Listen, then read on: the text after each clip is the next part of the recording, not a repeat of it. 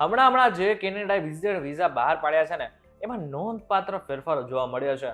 એમાં પણ છેલ્લા વર્ષમાં લગભગ કેનેડાએ જે વિઝિટર વિઝા ભારતીયોને આપ્યા છે ને, એમાં લગભગ 3 લાખનો ઘટાડો થયો છે. અને આમાં સૌથી વધુ નુકસાની જો કોઈને ગઈ હોય ને, તો એ છે ગુજરાતીઓ અને પંજાબીઓને. ત્યારે શા માટે આવું થઈ રહ્યું છે, શા માટે કેનેડા વિઝિટર વિઝા ઓછા આપી રહ્યા છે, જાણીશું આજના વિડીયોમાં. Hello, ladies and gentlemen. This is your captain speaking. We'll be landing in the airport in just a few minutes. What's up, guys? Welcome to Way to Edition. My name is Karan Charotra.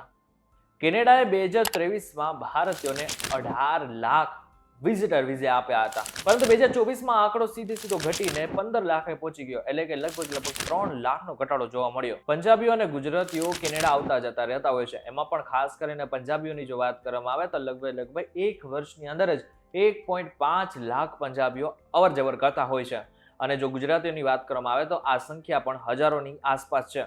પંજાબના અને ખાસ કરીને ગુજરાતના જેટલા પણ લોકો છે એ Canada શા માટે જાય છે, તો સૌથી પહેલા તો લગ્ન હોય એટલા માટે થઈને, અથવા તો કોઈ ત્યાં સગું રહેતું હોય એટલા માટે થઈને, અથવા તો વિદ્યાર્થી ત્યાં ભણી રહ્યો હોય છે એટલા માટે જતા હોય છે. 2021 એટલે કે કોરોનાના સમયે કેનેડાએ 2,36,000 ભારતીયોને વિઝા આપ્યા હતા, જે 2022માં વધીને 11,67,000 સુધી પહોંચી ગયા હતા. 2023માં આ સંખ્યા 18 લાખને સ્પર્શી હતી, જેમાંથી 60% પંજાબીઓ અને ગુજરાતીઓ હતા. જો કે 2024ના પહેલા ભાગમાં ભારતીયોને જારી કરેલા વિઝિટર વિઝાની સંખ્યામાં વધારો જોવા મળ્યો, પરંતુ જુલાઈ અને ઓગસ્ટ જ્યારે આવ્યું ને, ત્યારે આ આંકડો સીધો બદલી ગયો અને સીધો ઘટાડો જોવા મળ્યો છે. હવે કેનેડાએ આ વિઝિટર વિઝા નથી આપે એની પાછળના કારણો ઘણા બધા હોઈ શકે છે, પરંતુ અમારા ધ્યાને જેટલા પણ કારણો આવ્યા છે ને, એની પહેલા વાત કરી લે. સૌથી પહેલા કેનેડાના પોતાના દેશના નિયમો બદલ્યા છે, એટલા માટે થઈને એને પોતાની પોલિસી થોડી કડક કરી નાખી છે, જેને જ કારણે હવે આગળના સમયમાં ના માત્ર ભારતીયોને પરંતુ વિશ્વના જેટલા પણ દેશોના લોકો ત્યાં જાય છે તેમના ઉપર પણ રોક લગાવવામાં આવ્યું છે.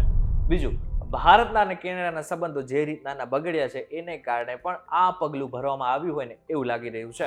આ સાથે જ કેનેડાએ હવે 31 જાન્યુઆરી 2025 થી સ્ટુડન્ટ માટે પણ નિયમો કેટલાક બદલી નાખ્યો છે, જે પ્રમાણે હવે સરહદી અધિકારીઓ એટલે કે જે ઓફિસર્સ બોર્ડર ઉપર કામ કરી રહ્યા છે એમને ખાસ એવી સૂચના આપવામાં આવી છે કે તમને એવું લાગે ને કે આ સ્ટુડન્ટ આપણા દેશમાં આવવા યોગ્ય નથી, તો એમને તરત જ બહારનો રસ્તો દેખાડી દેવો.